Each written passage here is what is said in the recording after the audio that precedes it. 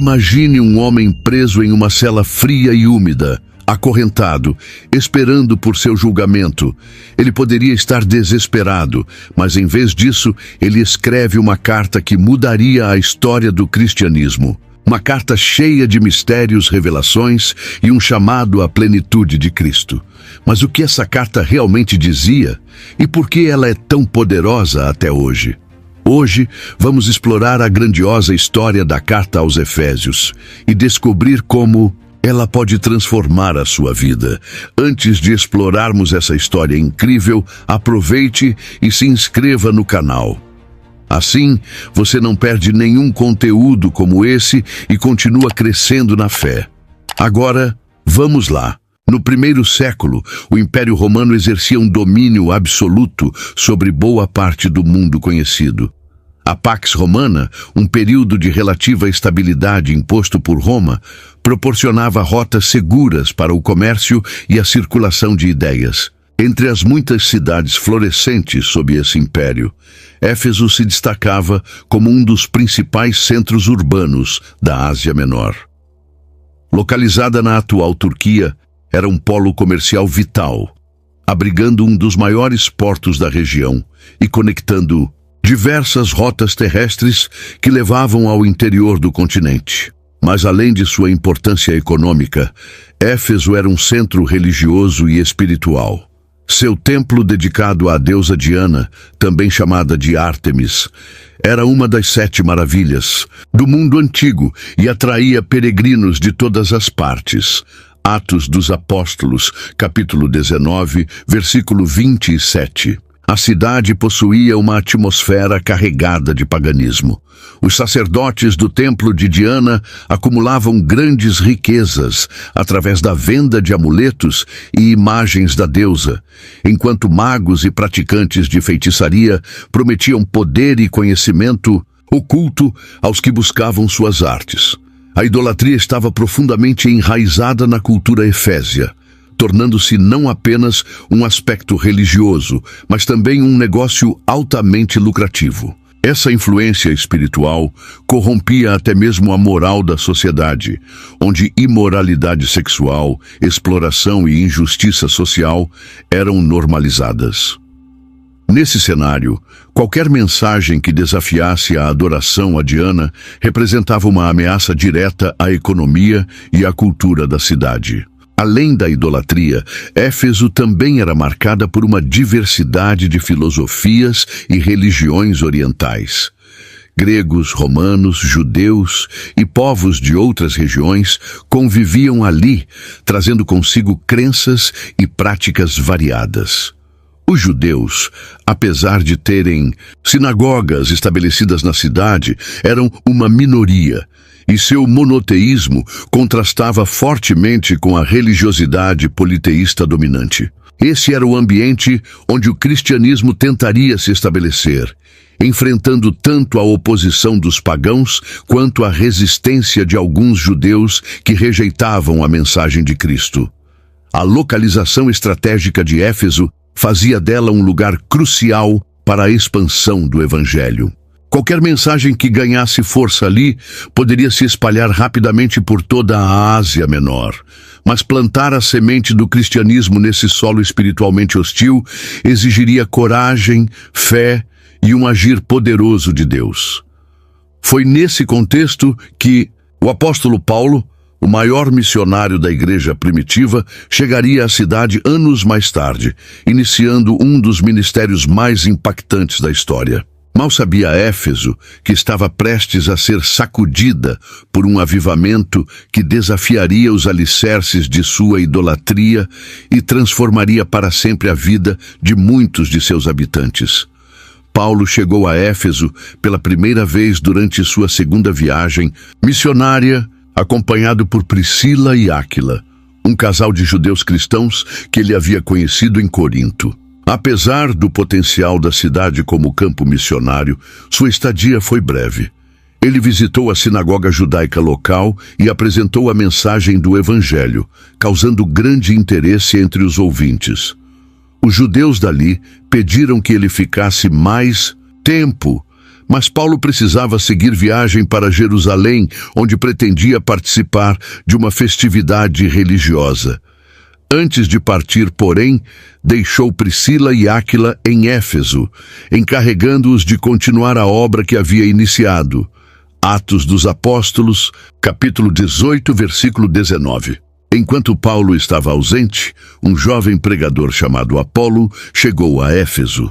Ele era um judeu de Alexandria, eloquente e fervoroso no espírito, mas seu conhecimento sobre Cristo ainda era limitado à pregação de João Batista. Ele falava com ousadia na sinagoga, mas não compreendia plenamente a obra redentora de Jesus. Ao ouvirem sua pregação, Priscila e Áquila perceberam essa deficiência e, com sabedoria, tomaram Apolo sob sua orientação, ensinando-lhe mais detalhadamente o caminho do Senhor. Apolo logo se tornou um grande pregador do Evangelho, viajando para a Acaia, onde ajudaria a fortalecer a igreja. Atos dos Apóstolos, capítulo 18, versículo 26. Algum tempo depois, durante sua terceira viagem missionária, Paulo retornou a Éfeso, agora disposto a permanecer ali por um período mais longo. Ao chegar, encontrou um grupo de cerca de 12 discípulos que haviam crido, mas que não tinham recebido o Espírito Santo. Questionando-os, descobriu que eles haviam sido batizados apenas no batismo de João Batista, que era um batismo de arrependimento, mas não tinham conhecimento da plenitude da nova aliança em Cristo. Ao ouvir Paulo explicar o verdadeiro significado do Evangelho, eles foram batizados em nome de Jesus. E ao impor-lhes as mãos, Paulo viu o Espírito Santo descer sobre eles, capacitando-os com dons espirituais. Esse foi um marco poderoso para o início do avivamento em Éfeso.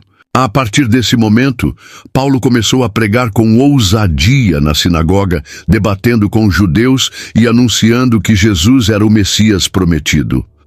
Durante 3 meses, ele argumentou com persistência, mas encontrou forte oposição de alguns que endureceram seus corações e blasfemaram contra o Evangelho. Diante dessa resistência, Paulo decidiu mudar de estratégia. Deixou a sinagoga e passou a ensinar diariamente na escola de um homem chamado Tirano. Durante 2 anos, ele discipulou e ensinou a palavra de Deus ali, e o impacto foi tão profundo que tanto judeus quanto gentios de toda a Ásia Menor ouviram a mensagem de Cristo. O retorno de Paulo a Éfeso não apenas consolidou a igreja local, mas também deu início a uma transformação espiritual na cidade. Com o evangelho se espalhando, a oposição crescia, e em breve Paulo enfrentaria uma das maiores batalhas de sua missão. O confronto entre a luz do evangelho e as trevas da idolatria estava apenas começando. Quando Paulo começou a pregar abertamente em Éfeso, ficou claro que a cidade era um território espiritualmente hostil. O templo de Diana dominava a cultura local, sendo não apenas um centro religioso, mas também um símbolo de poder econômico e político. Os sacerdotes da deusa exerciam grande influência sobre a população, e os artesãos enriqueciam vendendo miniaturas do templo e ídolos de prata. Atos dos Apóstolos, capítulo 19, versículo 27. Além disso, feitiçaria, adivinhação e práticas ocultas eram comuns, e muitos habitantes estavam presos a essas trevas espirituais sem enxergar uma alternativa. A chegada do Evangelho representou um choque direto contra esse sistema. A pregação de Paulo não apenas confrontava a idolatria, como também libertava aqueles que estavam escravizados por ela. Pessoas que antes buscavam proteção e prosperidade nos ídolos começaram a se voltar para Cristo. A libertação era visível. Muitos que antes estavam envolvidos em práticas mágicas passaram a renunciar a esses caminhos. O impacto foi tão grande que a cidade começou a sentir os efeitos espirituais e econômicos dessa transformação. Mas junto com a conversão de muitos, veio também uma forte resistência. Os líderes religiosos e os comerciantes que lucravam com a idolatria viam a pregação de Paulo como uma ameaça direta ao seu modo de vida. A cidade estava dividida. De um lado, aqueles que eram tocados pelo Evangelho começavam a abandonar suas antigas práticas. Do outro, os poderosos da cidade se preocupavam com as consequências disso para sua economia e sua cultura. Paulo, no entanto, não se intimidava. Ele compreendia que sua batalha não era apenas contra homens, mas contra forças espirituais que dominavam Éfeso há séculos. Ele ensinava que Cristo era supremo sobre todas as potestades e principados, que os ídolos eram falsos deuses e que somente Jesus poderia oferecer a verdadeira redenção. Essa mensagem não apenas transformava indivíduos, mas também desafiava a estrutura espiritual da cidade. O conflito entre luz e trevas se tornava cada vez mais evidente, e em breve essa tensão espiritual culminaria em um dos momentos mais dramáticos do ministério de Paulo em Éfeso. Paulo permaneceu em Éfeso por um longo período. E nesse tempo, Deus realizou milagres extraordinários através dele. A cidade, marcada por feitiçaria e idolatria, testemunhou sinais e prodígios que deixavam claro que o Deus de Paulo era o verdadeiro Deus. O poder divino se manifestava de maneira tão intensa que até mesmo lenços e aventais que Paulo havia tocado eram levados aos enfermos, e estes eram curados. Espíritos malignos eram expulsos, e muitos que estavam sob opressão espiritual eram libertos apenas pelo contato com esses objetos. Atos dos Apóstolos, capítulo 19, versículo 11. A fama desses acontecimentos se espalhou rapidamente, e a cidade inteira passou a falar sobre o poder do nome de Jesus. O impacto do ministério de Paulo em Éfeso foi tão grande que até mesmo os praticantes de artes ocultas começaram a temer o Deus que ele pregava. Muitos que antes confiavam em feitiços e encantamentos começaram a questionar a eficácia de seus rituais diante dos milagres que presenciavam. Alguns tentaram se apropriar do nome de Jesus sem, de fato, conhecerem a Cristo. Foi o caso dos 7 filhos de Seva, um sacerdote judeu que tentava expulsar demônios invocando o nome de Jesus sem ter autoridade espiritual.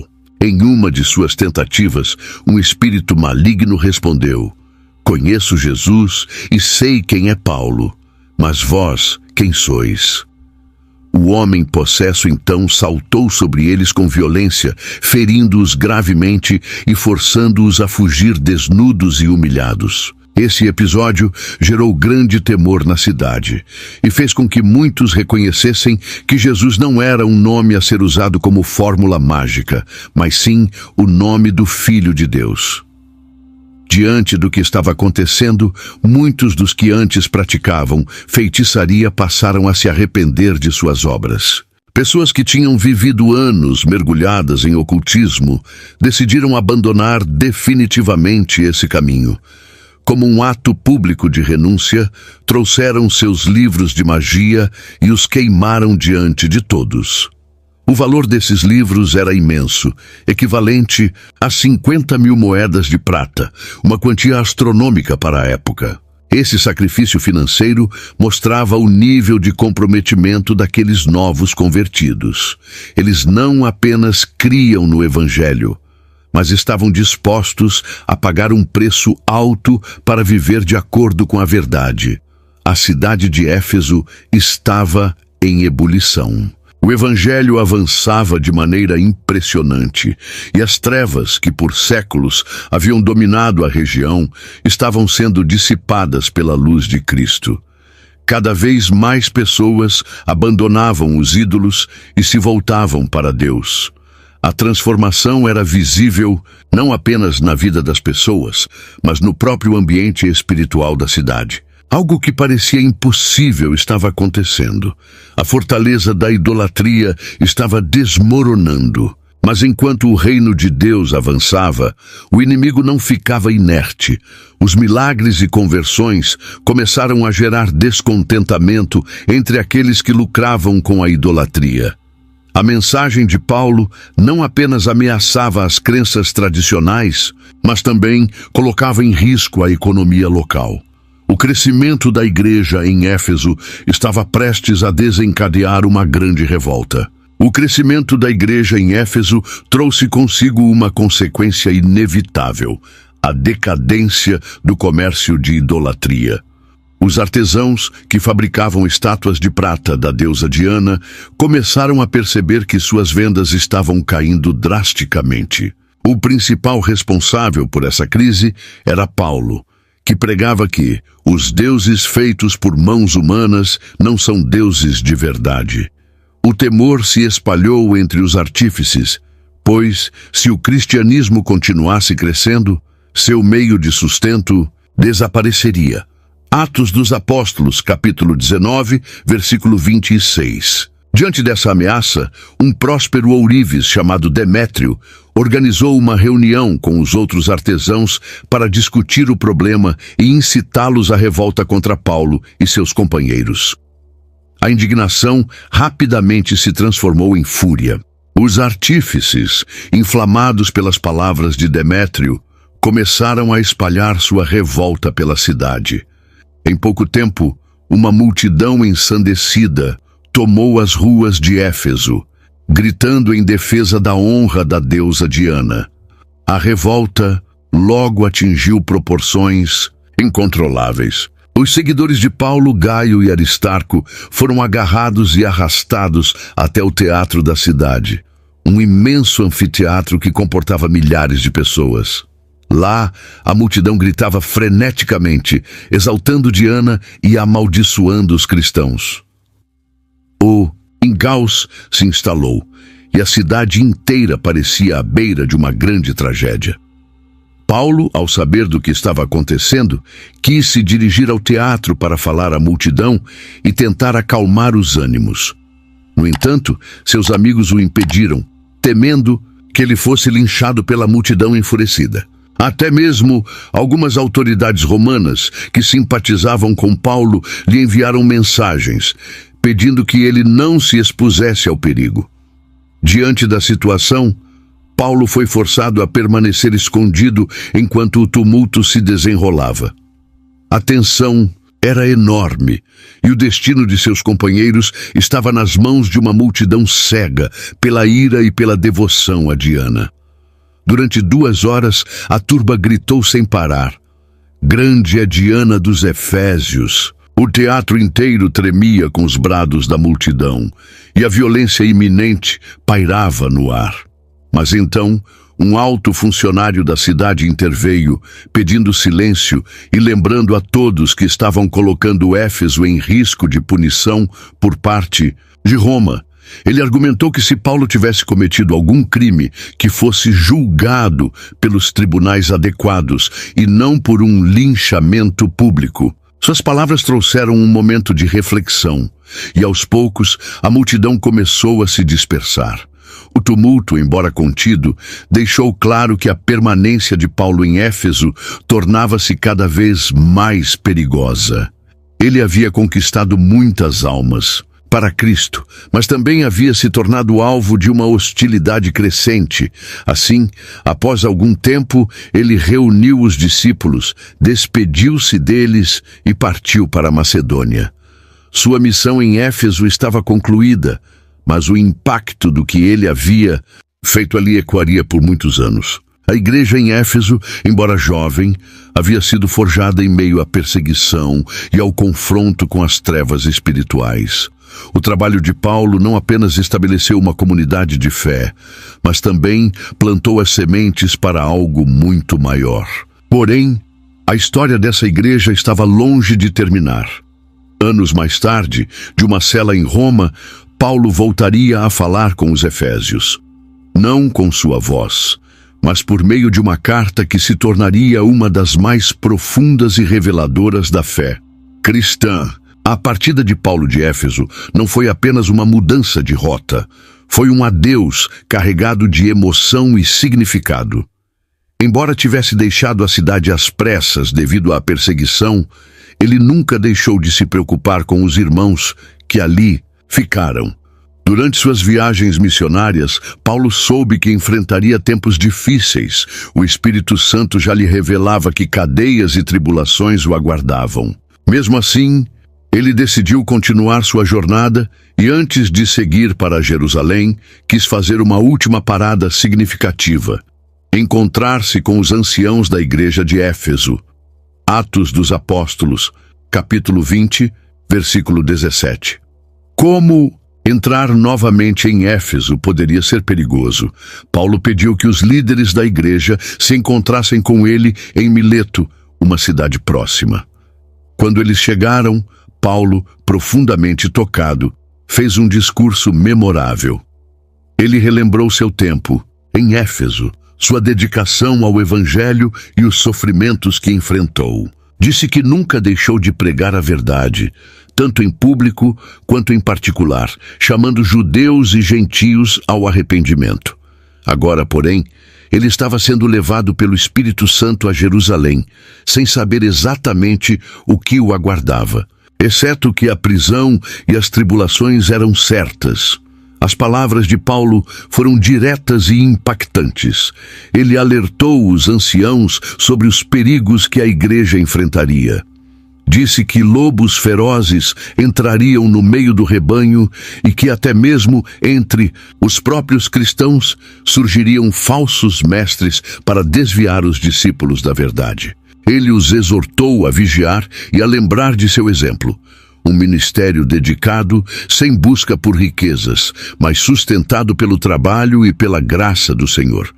Por fim, citou uma frase marcante: mais bem-aventurada coisa é dar do que receber, ressaltando a essência do serviço cristão. O impacto de suas palavras foi tão profundo que todos começaram a chorar. Eles sabiam que nunca mais veriam Paulo. O apóstolo, comovido, ajoelhou-se e orou com eles. O clima era de despedida e gratidão. Quando Paulo terminou, os anciãos o abraçaram, choraram sobre seu ombro e o acompanharam até o navio. O homem, que havia sido usado por Deus para transformar Éfeso, agora partia, deixando para trás uma igreja forte, mas também um vazio no coração de seus irmãos. Essa despedida marcou o fim de uma era. Paulo seguiria para Jerusalém, onde seria preso, julgado e enviado a Roma. Mas mesmo encarcerado, sua missão não terminaria. Pelo contrário, foi da prisão que ele escreveria uma das mais poderosas epístolas já registradas, a Carta aos Efésios. O destino de Paulo mudou drasticamente após sua partida de Mileto. Em Jerusalém, foi falsamente acusado pelos líderes judeus, atacado pela multidão e quase morto. Foi salvo pelos soldados romanos, mas acabou detido.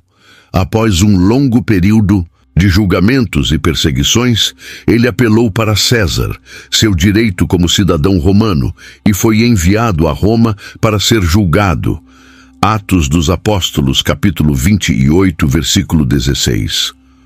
Roma era o centro do império, uma cidade de esplendor e decadência, onde a política e a corrupção caminhavam lado a lado. Paulo, no entanto, não chegou a ser lançado em uma masmorra. Ele ficou sob prisão domiciliar, guardado por soldados, mas ainda tinha liberdade para receber visitantes e ensinar. Foi nesse período que ele escreveu 4 cartas que ficaram conhecidas como Epístolas da Prisão: Filipenses, Colossenses, Filemão e Efésios. A carta aos Efésios não foi escrita para resolver um problema específico, como algumas de suas outras epístolas. Em vez disso, Paulo revelou nela os mais profundos mistérios da fé cristã. Mesmo preso, sua visão espiritual estava mais elevada do que nunca.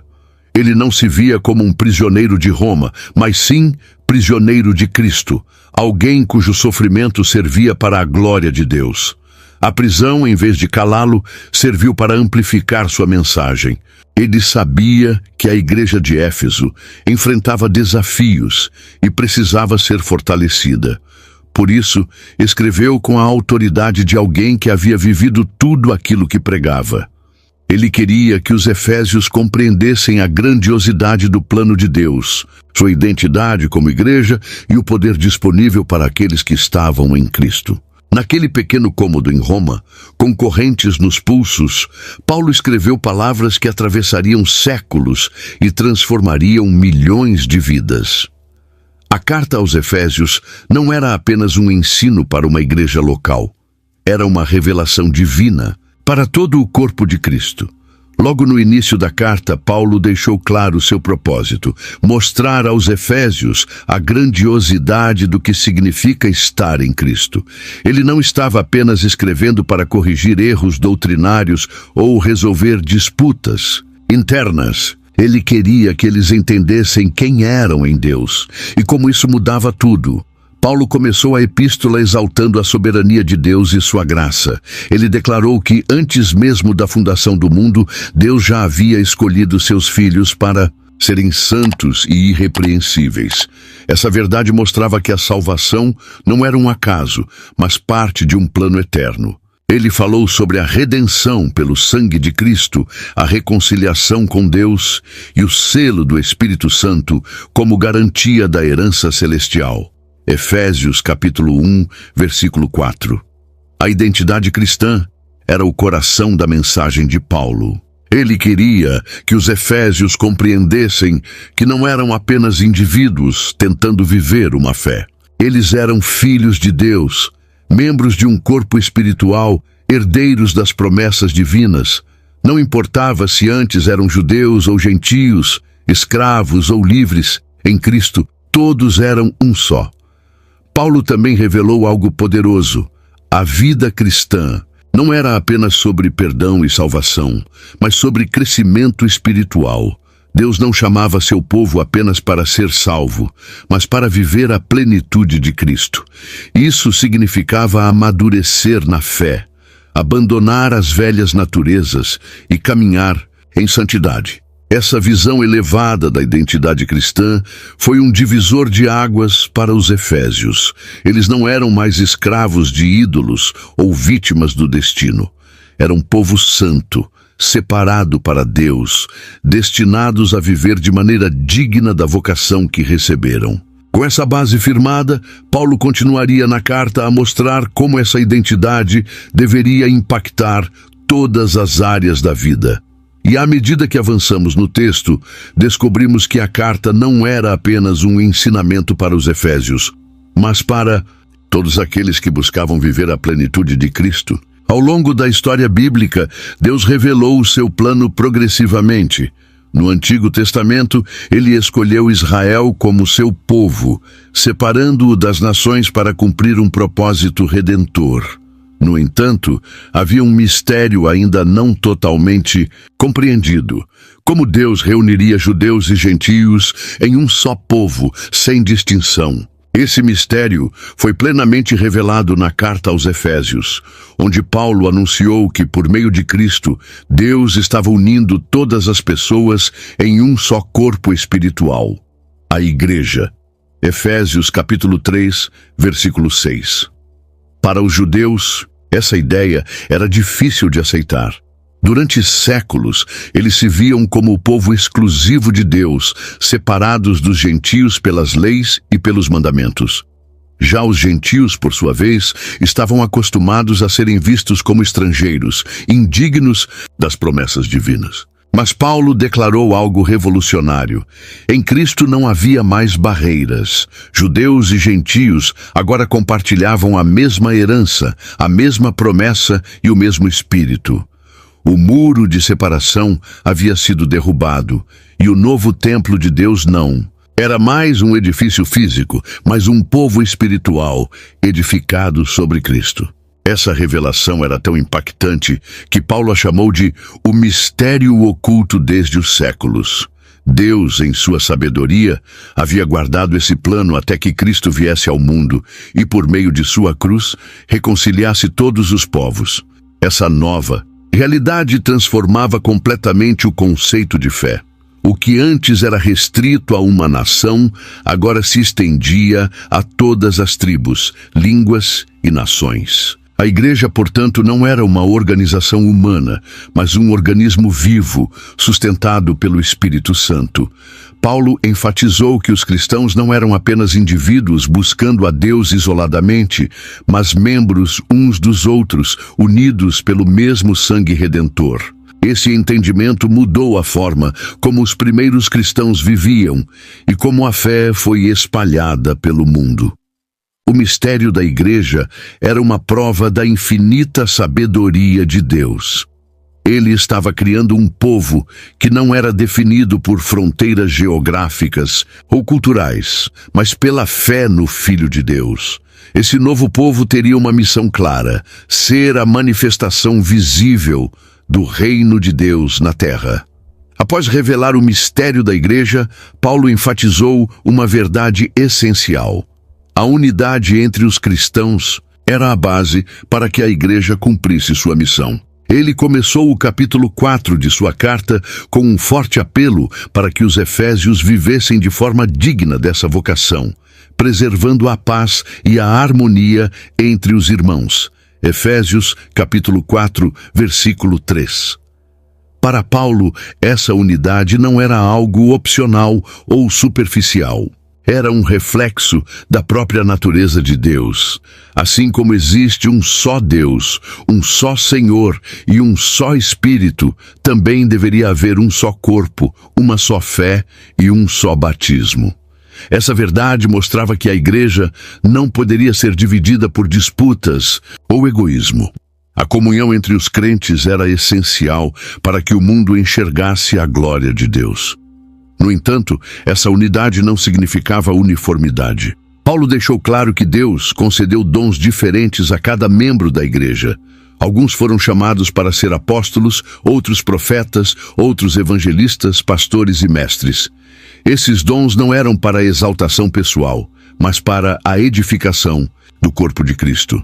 A maturidade espiritual vinha quando cada membro exercia sua função corretamente, contribuindo para o crescimento da igreja como um organismo saudável. A maturidade cristã era um dos alvos dessa unidade. Paulo afirmou que Deus queria que seu povo crescesse até atingir a estatura de Cristo. Isso significava abandonar comportamentos infantis, rejeitar falsas doutrinas e permanecer firmes na verdade.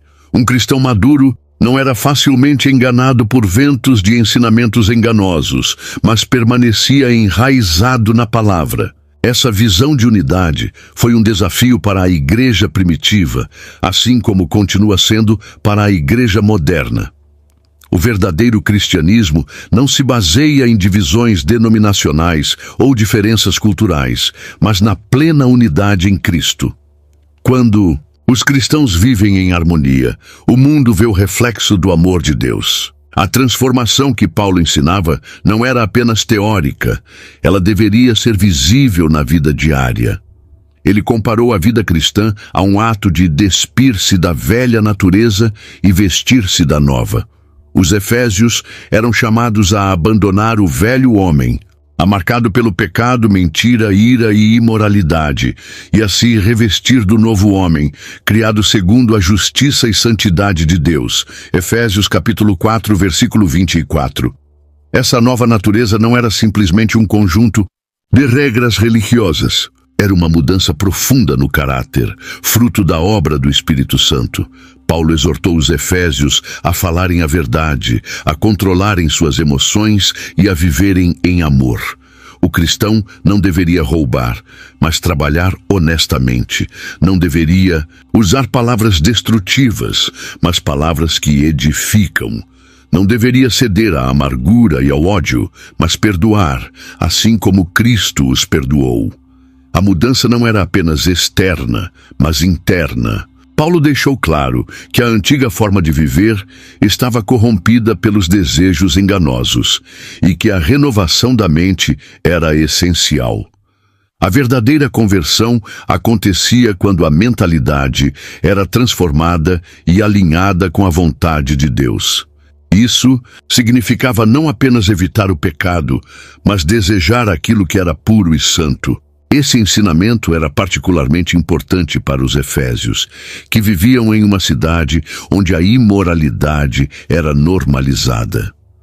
O culto a Diana envolvia práticas sexuais pagãs, e a sociedade estava mergulhada em luxúria e corrupção. Mas Paulo os chamava para um padrão mais alto, um estilo de vida que refletisse a glória de Deus. O chamado para viver a plenitude de Cristo envolvia um compromisso diário. Não bastava ouvir a mensagem ou concordar com ela. Era necessário colocá-la em prática, vivendo de forma digna do chamado celestial. Paulo nunca tratou a fé cristã como algo meramente filosófico ou teórico. Para ele, o Evangelho era poder de Deus, e aqueles que seguiam a Cristo estavam em meio a um conflito invisível, mas real. Ele sabia que a luta da igreja não era apenas contra opositores humanos, mas contra forças espirituais que operavam nos bastidores da história. Por isso, em sua carta aos Efésios, ele revelou a realidade de uma batalha invisível, onde os cristãos enfrentavam inimigos muito além da carne e do sangue. Efésios, capítulo 6, versículo 12. O apóstolo descreveu um cenário de guerra. Havia um inimigo poderoso e organizado, o diabo e seus exércitos de demônios, que agia em diferentes esferas da existência. Paulo mencionou principados, potestades, dominadores deste mundo tenebroso e forças espirituais da maldade nos lugares celestiais. Isso indicava que o mundo espiritual era estruturado e que as trevas tinham estratégias para destruir a fé dos cristãos, corromper a verdade e enfraquecer a igreja. Os efésios entendiam bem essa realidade. Eles haviam visto com os próprios olhos libertações de pessoas possuídas, magos renunciando seus feitiços e demônios reconhecendo a autoridade de Cristo. Sabiam que as trevas eram reais, mas agora precisavam compreender que a única maneira de vencer essa batalha era permanecer firmes no Senhor. A guerra não seria vencida com armas humanas, mas com armas espirituais. E por isso, Paulo os chamou para algo essencial: vestir a armadura de Deus. A batalha espiritual não era algo opcional para os cristãos. Era uma realidade inevitável. Cada discípulo de Cristo, ao decidir seguir a Deus, tornava-se alvo do inimigo. A luta contra as trevas não acontecia apenas nos grandes eventos espirituais, mas no cotidiano, em tentações sutis, em ataques contra a fé, em influências malignas sobre a mente e o coração. Paulo queria que os efésios estivessem preparados. Ele sabia que a perseguição externa era difícil, mas o verdadeiro perigo estava nas armadilhas espirituais que poderiam enfraquecê-los por dentro. Se a igreja não estivesse fortalecida, se não discernisse as estratégias do maligno, acabaria sucumbindo à batalha. Por isso, o apóstolo não apenas alertou sobre essa guerra, mas revelou como os cristãos deveriam lutar. Diante dessa realidade espiritual, Paulo entregou um dos ensinamentos mais profundos da fé cristã, a armadura de Deus. Ele descreveu com precisão militar 6 peças que todo cristão deveria vestir para permanecer firme contra os ataques das trevas. Cada peça dessa armadura era uma metáfora para uma verdade espiritual essencial na vida do crente. Efésios capítulo 6, versículo 13. A primeira peça era o cinturão da verdade. No vestuário de um soldado romano, o cinturão sustentava toda a armadura e mantinha as armas no lugar. Da mesma forma, a verdade sustenta a vida do cristão. Quem vive na mentira e no engano torna-se vulnerável às investidas do diabo. A verdade, que é Cristo, é o primeiro elemento essencial para resistir ao inimigo. Em seguida vinha a couraça da justiça. O peitoral de um soldado protegia os órgãos vitais, como o coração. No reino espiritual, a justiça de Deus é o que guarda o coração do crente. Essa justiça não vem das obras humanas, mas da fé em Cristo. Quem tenta lutar com base em sua própria justiça fracassa. Quem se reveste da justiça de Deus, porém, permanece inabalável. Nos pés, o cristão deveria calçar as sandálias do Evangelho da Paz. No campo de batalha, um soldado precisava de um calçado firme para se manter de pé e se movimentar com segurança. Para Paulo, a pregação do Evangelho era essa firmeza. Quem se dedica a proclamar a paz de Cristo ao mundo ganha estabilidade espiritual. Além disso, havia o escudo da fé, uma arma defensiva essencial. Os soldados romanos usavam escudos grandes para se proteger de flechas incendiárias. Espiritualmente, a fé é o que apaga os dardos inflamados do maligno. Dúvidas, medos, tentações e ataques à mente. Quem crê em Deus de forma inabalável não é derrubado pelo inimigo. A próxima peça era o capacete da salvação. O capacete protegia a cabeça e, espiritualmente, a certeza da salvação protege a mente do cristão. Muitos crentes sofrem ataques na mente, sendo consumidos por culpa, medo e incerteza. Mas aqueles que sabem que pertencem a Deus e que sua salvação está garantida em Cristo são inabaláveis. Paulo mencionou a espada do Espírito, que é a palavra de Deus. Essa era a única arma ofensiva na armadura. Um soldado sem espada era indefeso. No campo espiritual, a palavra de Deus é a arma mais poderosa contra o inimigo. Quando Jesus foi tentado no deserto, ele respondeu a Satanás com a Escritura. O cristão que conhece e usa a palavra tem poder para resistir ao maligno e avançar no reino de Deus. A armadura de Deus não era um conceito simbólico ou abstrato. Era um chamado para uma vida de vigilância, fé e obediência. Sem essa armadura, os cristãos estavam indefesos. Mas com ela, eram guerreiros equipados para resistir e vencer qualquer ataque das trevas. Entre os muitos ensinamentos da carta aos Efésios, um dos mais impactantes foi a visão de Paulo sobre o casamento e o papel do homem e da mulher dentro do lar cristão. Em uma sociedade onde os relacionamentos eram muitas vezes marcados por dominação e desigualdade, Paulo trouxe uma perspectiva revolucionária. O casamento deveria refletir a relação entre Cristo e a Igreja. Efésios, capítulo 5, versículo 25. Essa visão não apenas elevava o matrimônio a um nível espiritual, mas também transformava a forma como marido e esposa deveriam se relacionar. A primeira instrução que Paulo deu foi que todos os cristãos deveriam ser submissos uns aos outros em temor a Deus. Essa declaração já quebrava um padrão da cultura da época, onde a autoridade dentro do lar era vista como unilateral. No entanto, Paulo continuou e fez uma exortação específica às esposas. Mulheres, sede submissas a vossos maridos como ao Senhor. Essa frase, muitas vezes mal compreendida, não implicava uma submissão cega ou opressora, mas um chamado à harmonia e à ordem dentro do lar. A submissão mencionada aqui não significava inferioridade, mas sim um reconhecimento do papel do marido como líder espiritual da família. Mas foi ao falar dos maridos que Paulo trouxe a revelação mais impactante. Ele ordenou que os maridos amassem suas esposas como Cristo amou a Igreja. Essa instrução elevava o amor conjugal a um patamar divino. Cristo não apenas amou a Igreja, ele se entregou por ela, sacrificando-se completamente por amor. O modelo de liderança que Paulo ensinava não era autoritário, mas um modelo de amor sacrificial, serviço e dedicação. O marido deveria cuidar de sua esposa, valorizá-la, protegê-la e guiá-la espiritualmente, assim como Cristo faz com sua igreja.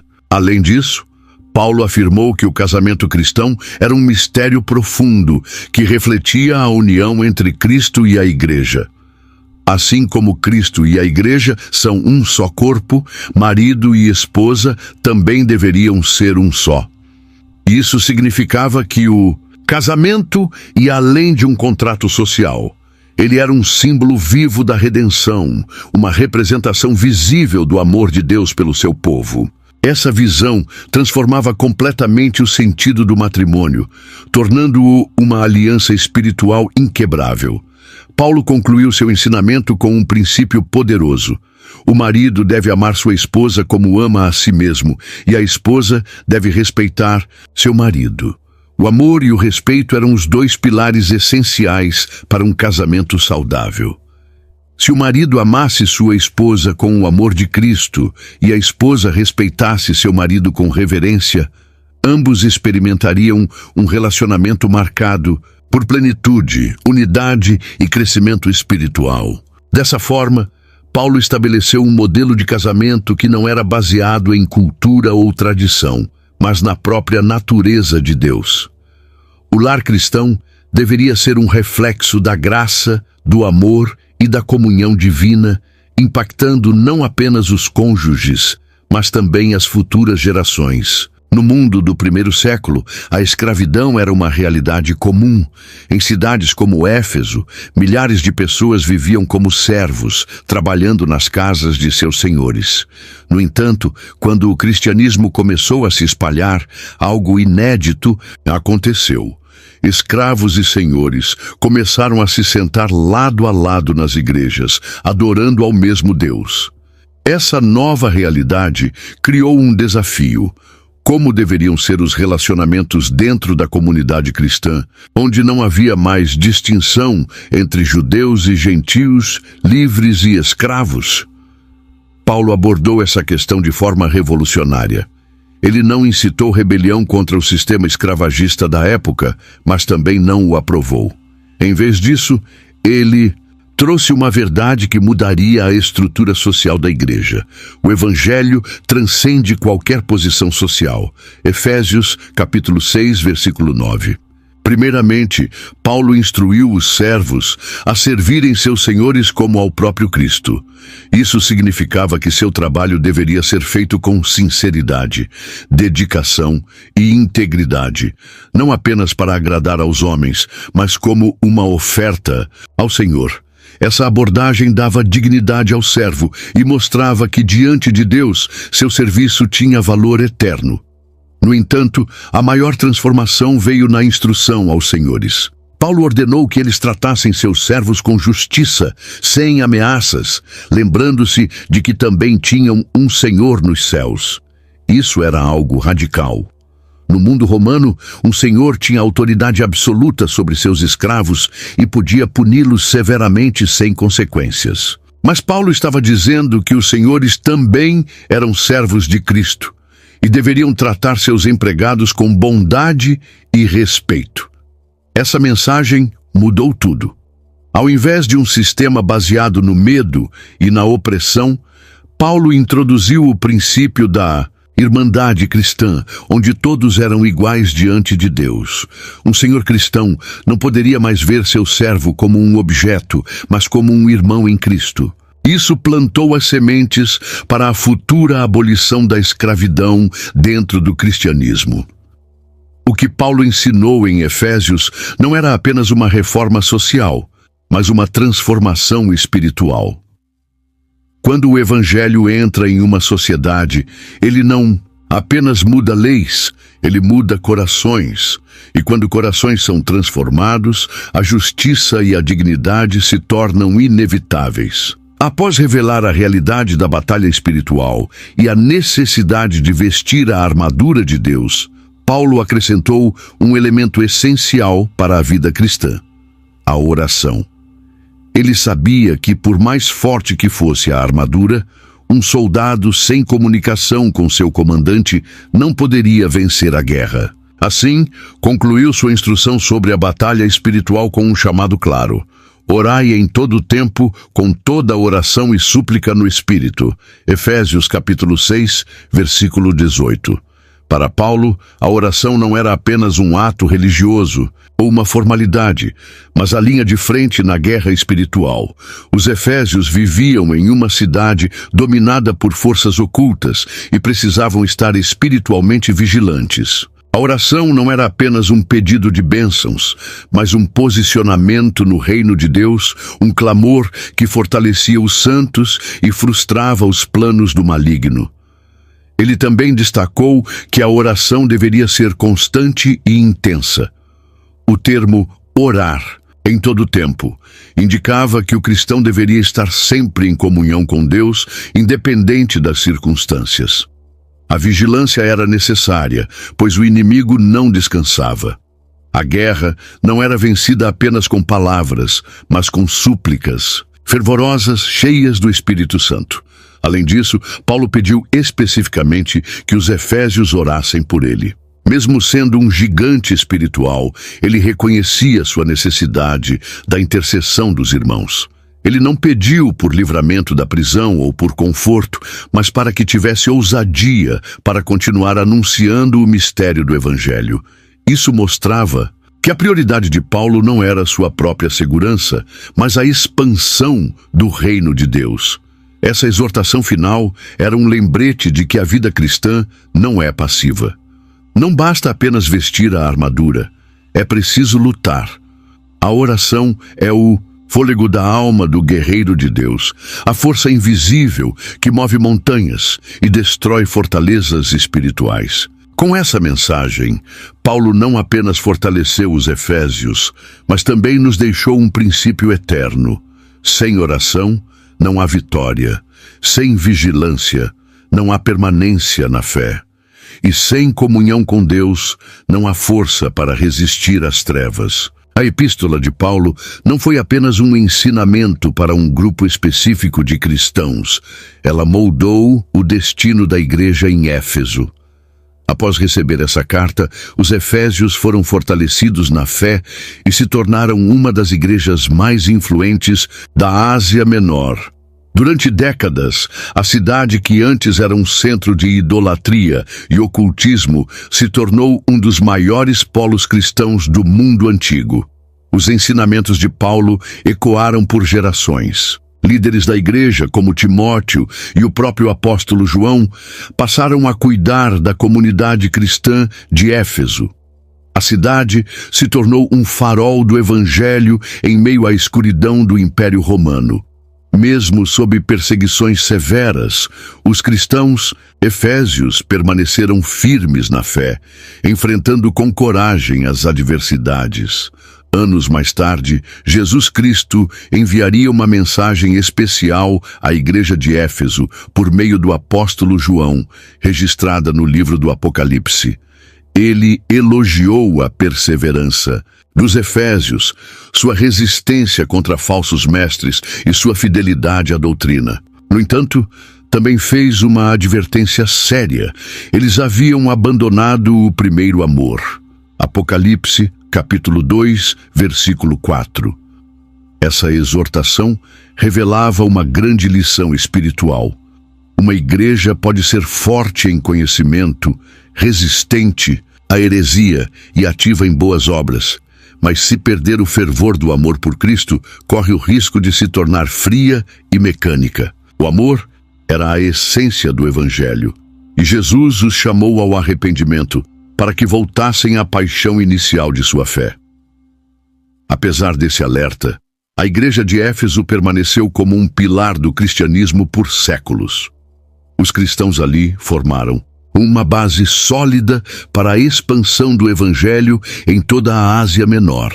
O impacto da carta aos Efésios não foi temporário. Ele atravessou gerações e continua vivo até os dias de hoje. A carta aos Efésios não foi apenas uma carta para um grupo de crentes do primeiro século. Ela é um documento vivo que continua moldando a fé de milhões ao redor do mundo. Seus ensinamentos permanecem tão relevantes hoje quanto eram há 2000 anos. Essa carta nos revela quem somos em Cristo. Em um mundo onde a identidade das pessoas é definida por status, aparência e conquistas materiais, Efésios nos lembra que nossa verdadeira identidade está em Deus. Somos filhos adotivos, herdeiros das promessas, selados com o Espírito Santo e chamados para um propósito eterno. Ela também nos ensina como viver em unidade. Em uma época de divisões, conflitos e sectarismos dentro da igreja, Efésios nos chama de volta à visão de um só corpo, uma só fé, um só Senhor.